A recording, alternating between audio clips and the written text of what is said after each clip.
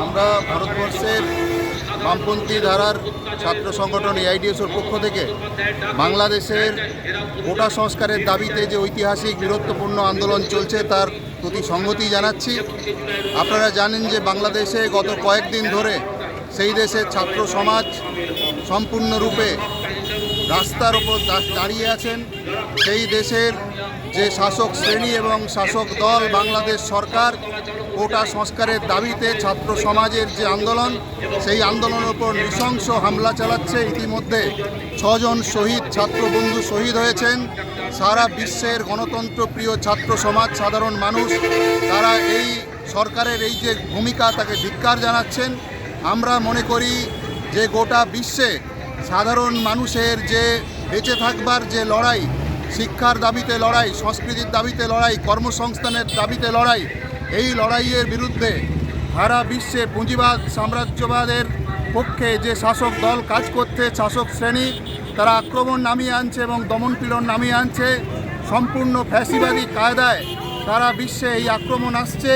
বাংলাদেশের সরকার সম্পূর্ণরূপে এই ছাত্র সমাজের যে যৌক্তিক দাবি তাকে দমনপীড়ন চালাবার জন্য এই ফ্যাসিবাদী আক্রমণ নামিয়ে আনছে।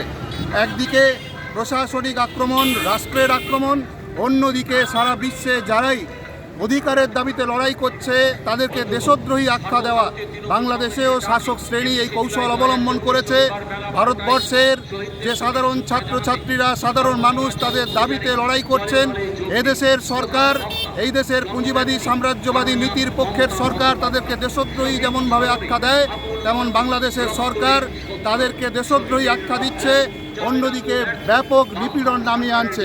আমরা এআইডিএসওর পক্ষ থেকে সারা বিশ্বে সাধারণ ছাত্রছাত্রী, গণতন্ত্র প্রিয় মানুষের কাছে আমরা আহ্বান জানিয়েছি যে বাংলাদেশের যে ঐতিহাসিক বীরত্বপূর্ণ যৌক্তিক দাবিতে যে আন্দোলন গড়ে উঠেছে, এই আন্দোলনের পাশে দাঁড়ানোর জন্য এবং বাংলাদেশের যে আওয়ামী সরকার বাংলাদেশের শাসক শ্রেণীর পক্ষে সারা বিশ্বের সাম্রাজ্যবাদী পুঁজিবাদী যে নীতি, সেই নীতির পক্ষে দাঁড়িয়ে যে দমনপীড়ন নামিয়ে আনছে তার বিরুদ্ধে সোচ্চার হওয়ার জন্য বিশ্ব জনমতকে গড়ে তোলার জন্য আহ্বান জানিয়েছি। আমাদের সংগঠন এআইডিএসওর সর্বভারতীয় কমিটি এই আন্দোলনের পাশে সংহতি জানাচ্ছে এবং বাংলাদেশের শাসক শ্রেণীকে ধিক্কার জানাচ্ছে। গোটা বিশ্বের জনগণের কাছে আমরা আহ্বান জানাচ্ছি যে এই বীরত্বপূর্ণ আন্দোলনের পাশে দাঁড়ান।